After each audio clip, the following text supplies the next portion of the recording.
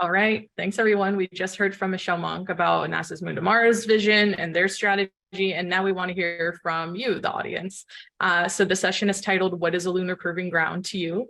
My name is Sada Hasnain. I'm the co-lead facilitator for LSIC's Excavation and Construction Group and Autonomy Subgroup, as well as the Dust Mitigation Focus Group. I see our NASA contacts for those groups are online, Dr. Kristen John and Mark Hilberger. Great to see you here. And my colleague Sam from this LSIC Surface Power Group worked with me to put this together. Just a brief introduction for this portion of the workshop, so we can jump ahead to the next slide. So to kick off this session, we want to reflect on the existing state of the art for testing lunar surface technology. So for about the next 10 or so minutes, I'll speed through this high-level overview of existing approaches. To keep in mind, we're not prescribing a particular solution. We're not saying that any one of these is what a lunar proving ground is. We're just providing some content in these slides for y'all to reflect on, and we'll have many, many opportunities throughout this workshop, like was said earlier, to discuss these points. So we just offer this to springboard your ideation, and it's important to capture your thoughts in the breakout about these, even if they're not perfectly phrased or complete thoughts. So our goals for today are to present a brief overview of the breadth of existing facilities or capabilities for testing surface technologies. And we'll break out among the in-person cohort and the online cohort for about half an hour for ideation and discussion. If folks in the audience have more details, if you lead these facilities, if you have experience using them, love it. Hold on to that energy. You will have many opportunities in our breakout sessions in just a few minutes to share out about those experiences. And again, this is not to narrow the scope. This is for ideation and unpacking our assumptions about what lunar proving grounds might be. So think big. How might an LPG differ or complement or interact with the current state of the art? And what do you not see in these next few slides that would support your expectations of what an LPG might be? So go ahead, next slide. We do have some information about the LSIC facilities database, so information that might not be captured in these slides today, but if you have a facility that you'd like the community to know about, Josh Cahill is online. Do you want to speak to these next couple slides about LSIC facilities?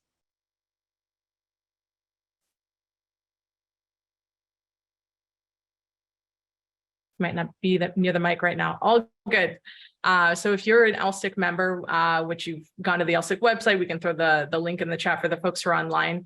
You have access to our community wiki platform known as Confluence, and there we have this existing directory that folks have been building for different facilities that you might use for testing surface technologies, and they're organized by keywords and labels. It's searchable. There's currently about 75 facilities, but the team is working on getting approval for even more.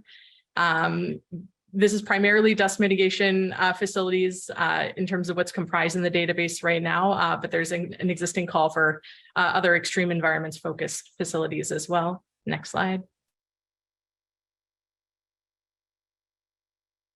Okay, hang on. We have we have Josh in the room. Oh, yay. Josh in the room. Josh Cahill has been leading this effort, so he can speak to this. Feel free to take the floor. Surprise there. Yeah, so the initial facilities directory was in collaboration with NASA, specifically the dust mitigation group. Kristen John helped us out. So it's heavily focused on dust mitigation facilities at this point. We're eager to let it morph and begin including more community facilities going forward. But it's on the website. She's pointing it out there. And it'll take you into Confluence. Eventually, we're going to be moving this to a more open space on the website. But if you want to add your facility there, there is a Google form that you can actually fill out. Anything from a point of contact, potential pricing for using the facility, how open the facility is for use, protocols, and things like that. Yeah, please take advantage of it, and we're eager to see it grow. This next slide will show you the that survey and the information as well.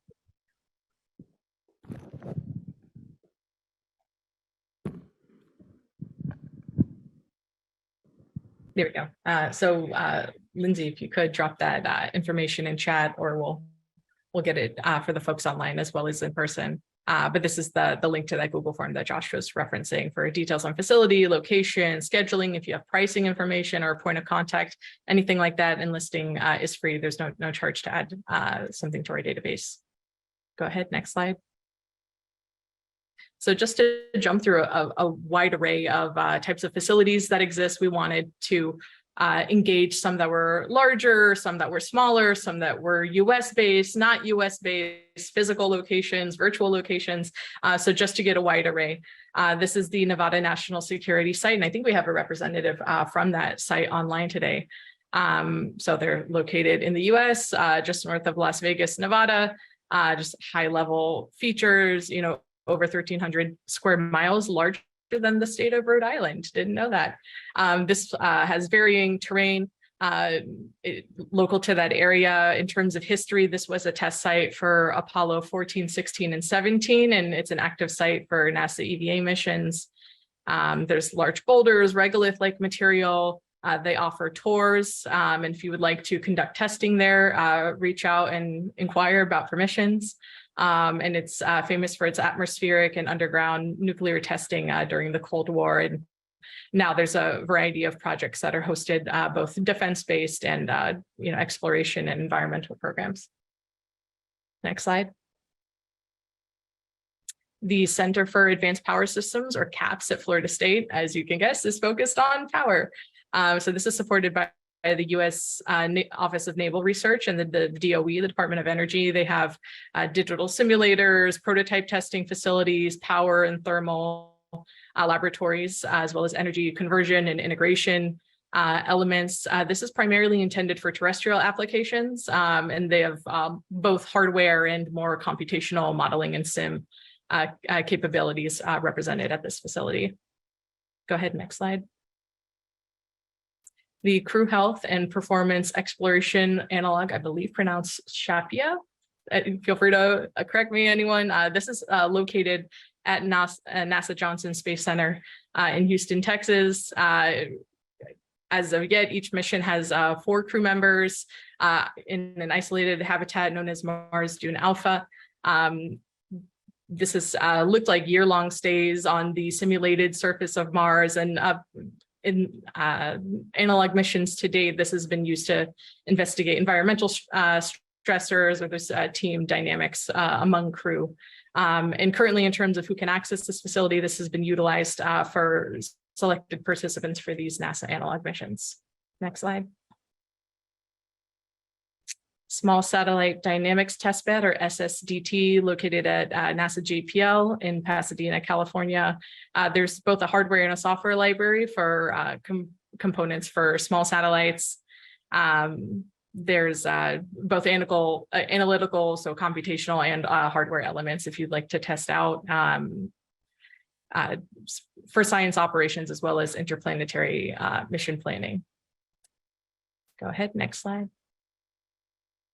SAM, Space Analog for Moon and Mars, is at Biosphere 2 in Arizona, so on the southwest United States. So this is a sealed and pressurized habitat, and it's a research station. You can see in some of the images, there's mock living quarters with a workshop, kitchen, crew quarters, toilet facilities, plumbing facilities to simulate crew operations for analog missions. This is utilized, as the name suggests, for both Moon and Mars applications. It's been regarded as close as you can get, quote, to living on Mars without reducing gravity or dropping temperature. And teams can operate within SAM from 2 weeks up to a few months at a time for their missions. Next slide. And Habitat Marcha this is, as far as I've seen, the only Mars analog habitat in the Southern Hemisphere. This is located in Kossiakoff, Brazil. You can see to the right an example with their director, Dr. Julio Rezende. It's a Mars-like habitat, mountains. There's an extinct volcano nearby. There's some information here on the temperature and humidity. It's a remote area, 7 kilometers from the closest city. And this organization also facilitates virtual analog missions if you want to reach out to them for getting more involved with that. Next slide. is a plasma vacuum chamber at University of Central Florida in Orlando, Florida. So this is just an example of a smaller facility, but one that I've heard a lot from LSIC participants wanting to learn more about plasma and how they might incorporate that into their testing. So I've included it here. So you can utilize this pressurized facility. I believe it's also outfitted for dust simulant if you would like to include dust testing in this effort. And you can utilize this for both plasma and dust testing. Next slide. Parabolic flights. I see Mark Shellhammer's in the crowd. So if you want to simulate microgravity for either crew or for hardware, or maybe a little bit of both, there's a number of commercial providers. More US based would be ones like Zero G, Virgin Galactic. Don't know if it's pronounced LIDE or LEAD. These gliders that are supposed to simulate these parabolic flights as well. I believe they're based out of Switzerland. So these will model, you can get lunar or Martian gravity. You can see in the image in the top right that these trained pilots will operate in parabolas, hence the name parabolic flight, to model microgravity. So it's used for a variety of spaceflight applications. Next slide. And, do lunar proving grounds have to be physical locations that we travel to, that we access, that we reserve time at? Do they have to be physical at all? So I've linked here a paper to a recent publication. I believe it came out in April about using VR to test out design studies for a variety of lunar applications. On this image to the right, this is a simulated astronaut. So the person wearing the virtual reality headset is practicing climbing up the side of a lander that's right next to a solar panel. They've got illumination, they've got terrain, dust representation, different hardware assets that they're testing out in this method.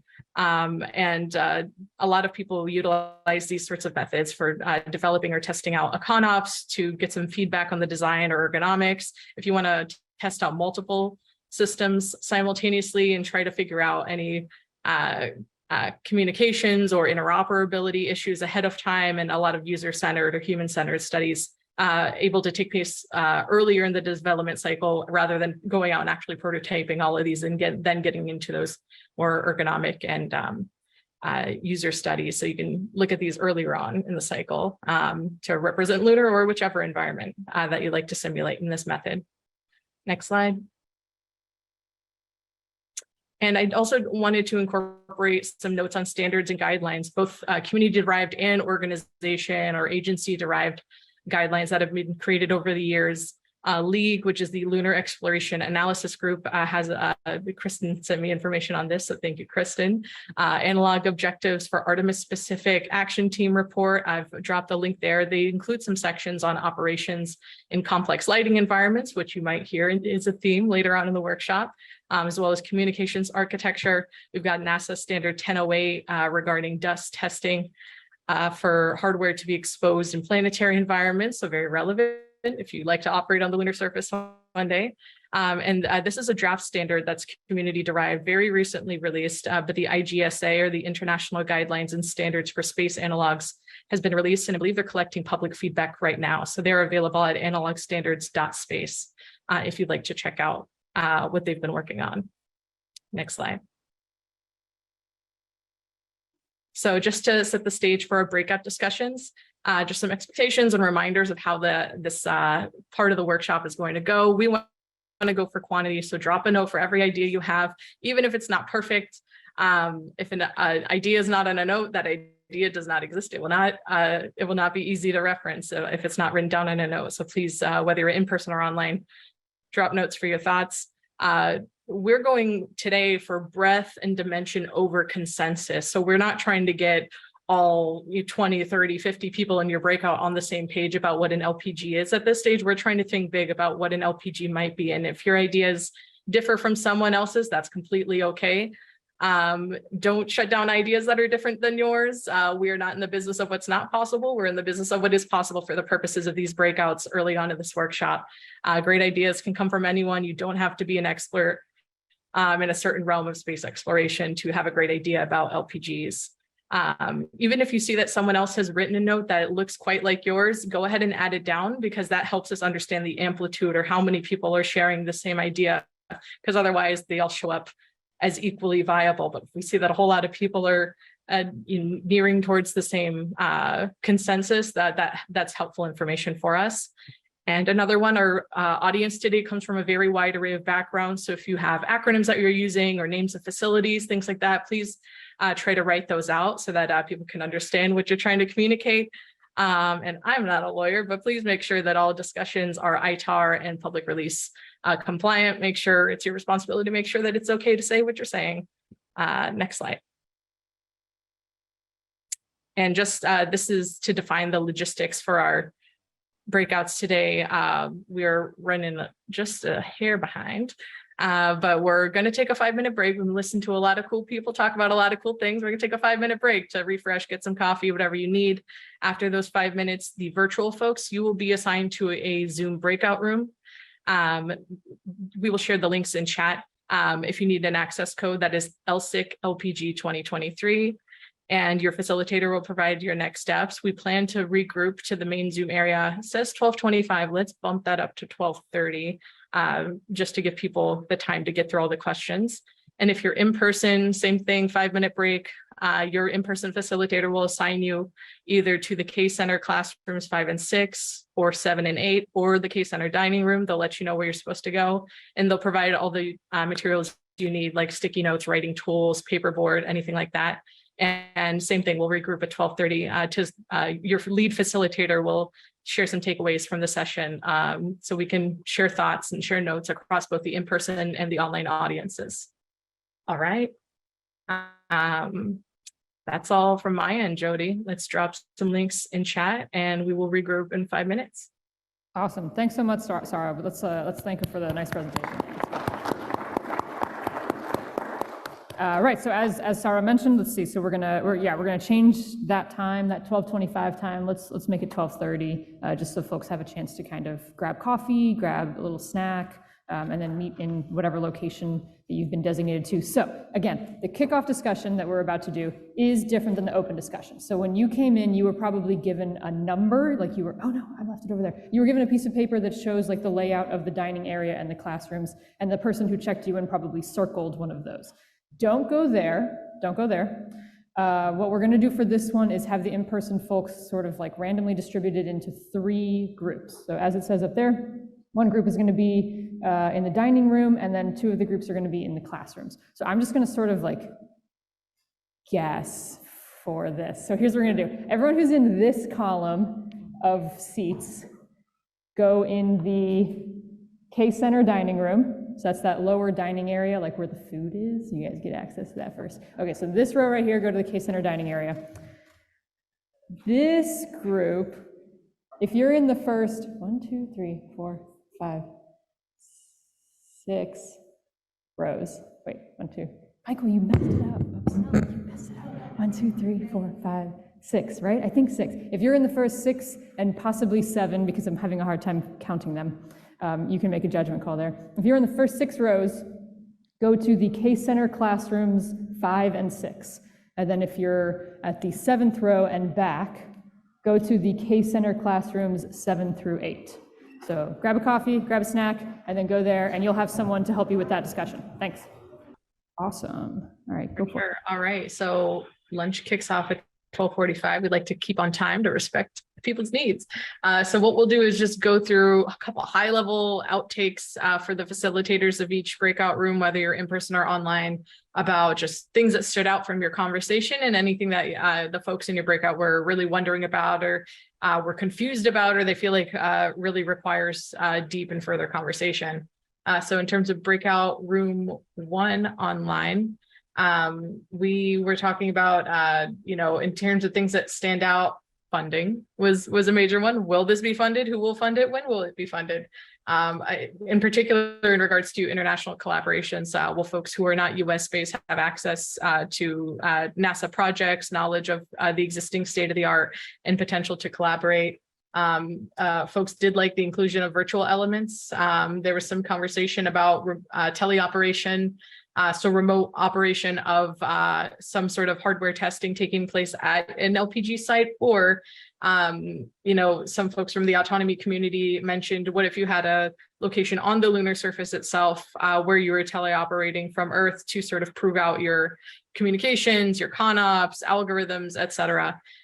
So we use the analogy of a lunar gym, in that there's a facility that exists, someone else owns it, but you're paying a fee or a subscription cost to use their facilities to grow or to work out literally towards the goals that you have individually, in this case for technologies. There were talks about use cases for low fidelity and high fidelity training. So low fidelity, maybe you're a university group, or more of a hobbyist group, or you're a smaller business, or just earlier TRL in your technology development. Maybe you need a lower fidelity proving ground, as opposed to when you have firm requirements from an agency or from a funding provider, or you need FAA authorization for the type of testing you're trying to do, things like that. A lot of that is what was stood out, and a lot of conversation about the LSIC facilities database. What is included in that database? Is there just a catalog of providers, or also a catalog of users? Are costs included in there? What might the facilities database look like, and how could we use it to support the community and their needs for LPGs? So that's a lot about what we talked about in my breakout group. Do we want to jump over to breakout group number 2 online? Absolutely. Hi, everyone. This is Lindsay Tullis. I'm with the dust mitigation community. In our breakout group, we had a lot of discussion around simulating environmental conditions and the challenges therein. We also talked a little bit about the push and pull between the convenience of having everything in one location versus the many capabilities that are needed for the many types of testing that we're going to do that might actually require multiple facilities. One person brought up, and I thought this was a great logistics point, that on-site hoteling is actually a concern. We want to be able to get our testers out there and have them in reasonable accommodations. Like, these sites are likely to be remote, so I think that's important. And our group is wondering about current progress and state of development, and also if Lunar Proving Grounds could be developed like centers of excellence, where there are local experts who know about facility use and equipment use and can help guide testing.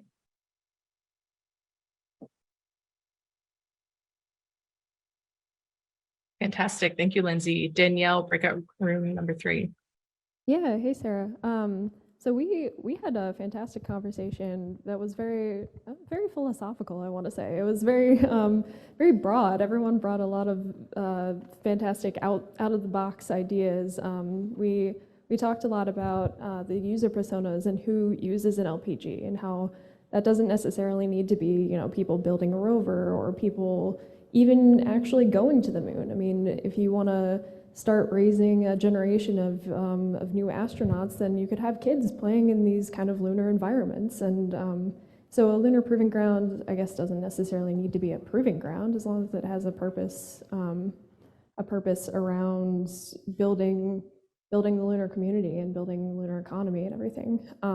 But some of our great key takeaways were on like the importance of testing comms and P&T capabilities, and how we have a lot of these assumptions that we're working directly on the lunar surface, and that means one kind of thing, but broadening the ranges of what we're considering is important. People were wondering about like business models and funding, and of course money kind of came into the discussion a little bit, and particularly social aspects of like how is everyone talking to each other, and yeah, it was a fantastic conversation about using high fidelity testing, and yeah.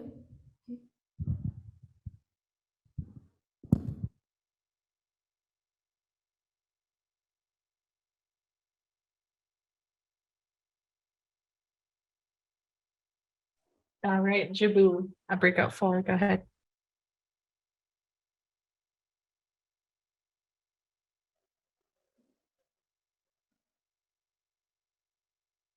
Hey, Sarah, can you hear me?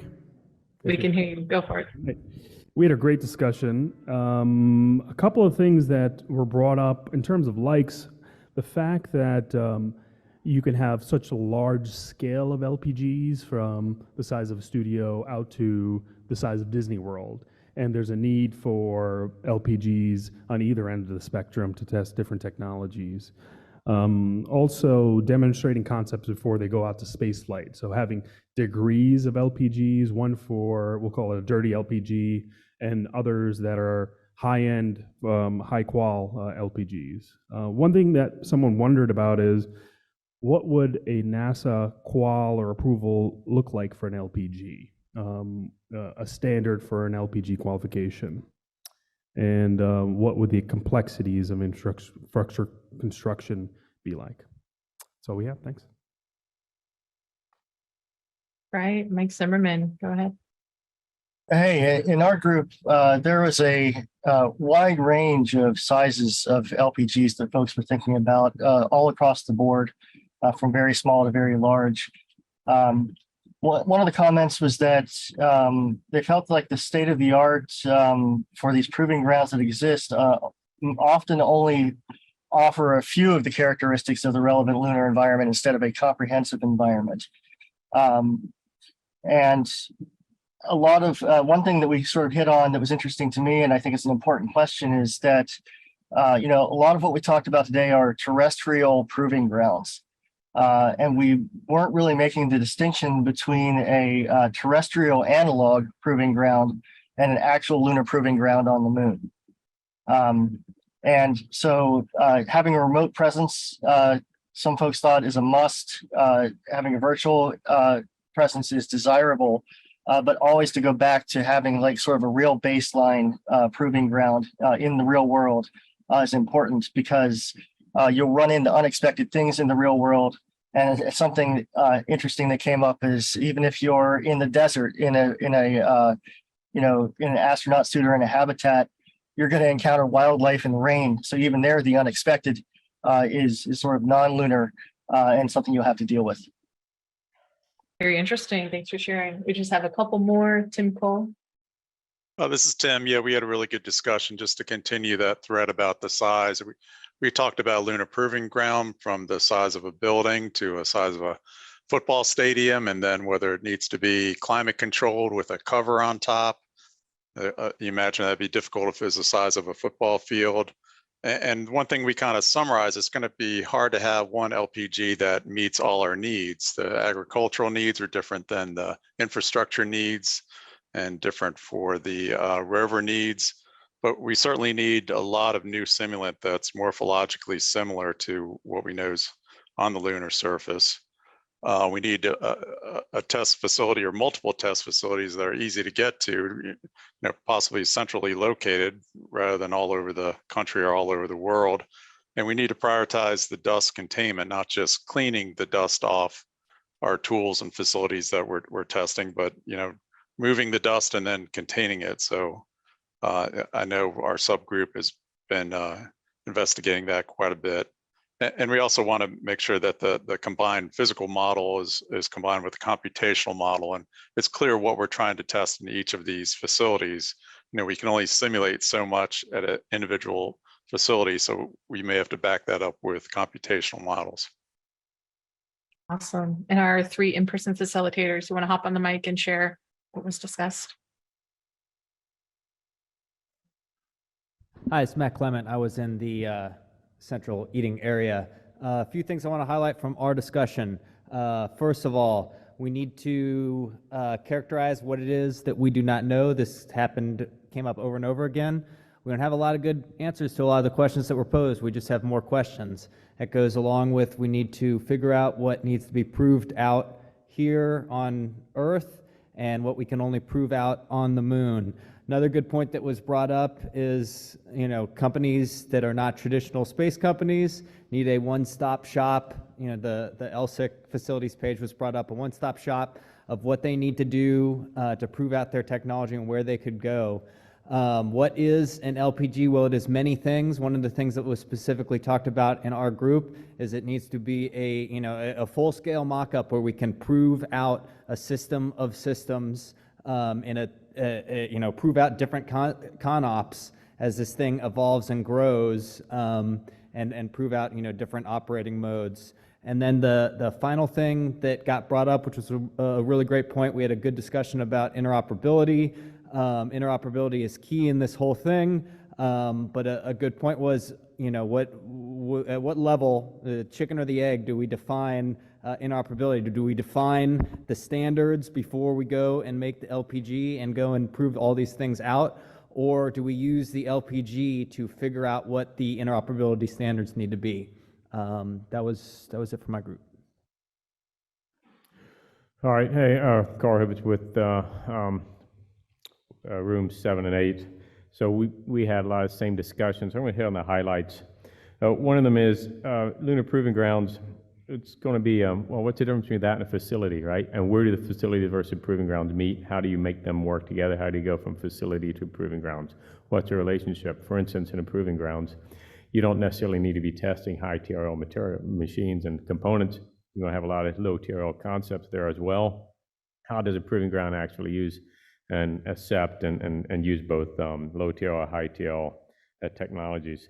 Also, one good question was, from whose perspective is a proving ground being developed for? NASA appears to be the driver for all the testing, the needs and all, but what about the needs for industry? How do they input to the needs of the proving grounds? Yes, through this facility, but I mean through what we're doing now, but more generally speaking, is this just for NASA, or is it for industry, and how do we get industry even more involved? And finally, at the end, one thing that maybe new is, what do we do now? Like, what's the first thing that we can do, and what's really feasible now? Well, probably not actually doing the physical proving ground, because that's going to take considerable time. So develop the virtual reality proving grounds, whether it's a digital twin or the best we can do, and start working from that perspective now. Perhaps that will feed forward to defining what the physical proving grounds will be after that.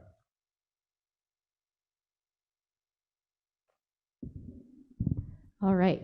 And then I was facilitating the last in-person group, and a lot of similar points were discussed in our group as was discussed in all the other groups. But I think the biggest, I guess, hurdle that we have to overcome is, what is the definition of a lunar proving ground? I think we were really talking about what the scale was and different different ideas for what scale we need to have this lunar proving ground. And whether that's technology dependent, or is it very an integratable environment. That is, I think, a terminology that we need to kind of hone in down and to develop this framework to move forward. And then one thing too, whether it's terrestrial versus lunar, I think that was also a topic of conversation. Lunar Proving Ground has lunar in it. So are there going to be facilities or infrastructure on the moon to test these technologies as well as terrestrially? And for digital engineering purposes, how are we going to have legitimacy when we're developing the simulations or these virtual reality environments? And we need to have, again, a framework and list of requirements and objectives really honed down to have at least virtual reality to be a component as well. Awesome. Thank you all for your facilitation, for your energy, for all your great questions. Please feel free to build off of the thoughts shared in this session throughout the rest of the open discussions for this workshop. And with that, I will hand it back over to Jody. Awesome. Thanks so much, Sarah. Yeah, great job, everyone. This was really excellent kickoff discussion. So over the next 2 days or 1.5 days, we'll dive even further into some of these topics, and really looking forward to it. So we're going to head off to lunch right now. Just as a reminder, the panel 1 is going to start back up at 2:15. So I think we were originally hoping to have an hour. We're only a few minutes over. Yeah, we can still start at 2:15. I think that's still good. So you get a little bit less than 90 minutes for lunch. And there are, if you go to your little program there, if you flip to page 7, there is a little map with the lunch options that you have access to. So the closest option is the Building 1 cafeteria, so that's there on the map. But there are also tons of restaurants in this, off of Montpelier Road That's star number 2, so if you're interested in some of those. And then right across the street from Montpelier, from all of those restaurants, is Chick-fil-A, and there's a Starbucks over there too. So those are probably the closest options. But just as a reminder, you can't eat in here. So if you'd like to eat at those locations, totally fine. If you'd like to bring your food back, just make sure you're eating in the dining area. And then one more thing I wanted to say is that the Slido link that we've been using for the Q&A, there's also polls. So these are just like surveys. So Danielle and Matt set up some really great surveys. There's going to be 2 each day, so a midday survey and then like an end of day survey. So that'll be on both days. So I just opened up the midday survey, and these are just kind of some questions to just continue getting the juices flowing and thinking about things, and maybe trying to figure out from you all sort of what you got out of these. They're quick and easy. The app is user friendly, and it's just kind of a cute, fun little thing to do to pass the time. Any other updates? Yes, just a reminder for the in-person folks that we're going to have those Post-it notes that you guys were working off of during the kickoff discussion. Those will stay up, so whether you're in the dining area or the 2 classrooms, we're going to keep those up over lunch so that you can continue adding to things if you didn't have a chance to add your thought or your feedback or opinion on that. But then starting at panel 1, so starting back up at whenever that was, 2:15, we're going to go ahead and just kind of close them. Jamie's going to go around and take pictures and just kind of document those. Any other updates that we need? Is that everything? All righty. All right. Have a great lunch. We'll see you back in here at 2:15. Thanks, everyone.